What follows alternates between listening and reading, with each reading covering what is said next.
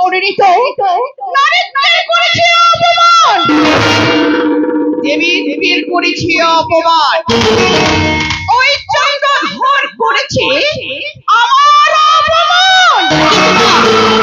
কেমন করে তোমায় অপমান করছে মা? কেমন করে জানিস নি তো? কেমন করে মা? তাদের ছয়টি পুত্রকে আমি তোদের সঙ্গে ঝটপট বিষ মিশিয়ে এক এক করে ছয়টি পুত্রর প্রাণ আমি কেড়েছিলাম হরণ। কিন্তু ওই চন্দ্রধর কেমন করে বাঁচিয়ে নিয়েছি এক এক করে তার পুত্রগণকে।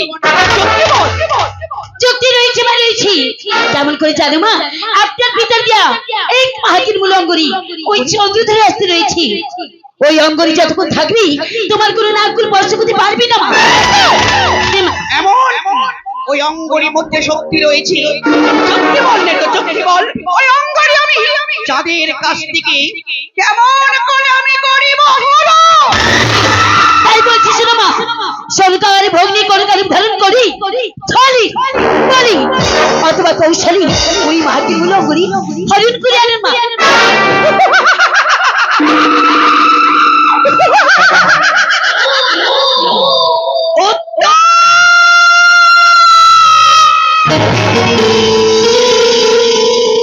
উত্তম যুক্তি দিয়েছিস তো, তাই আমি তোরই কথা মতো তুরন্ত চলে যাব ছুটতে ছুটতে সেই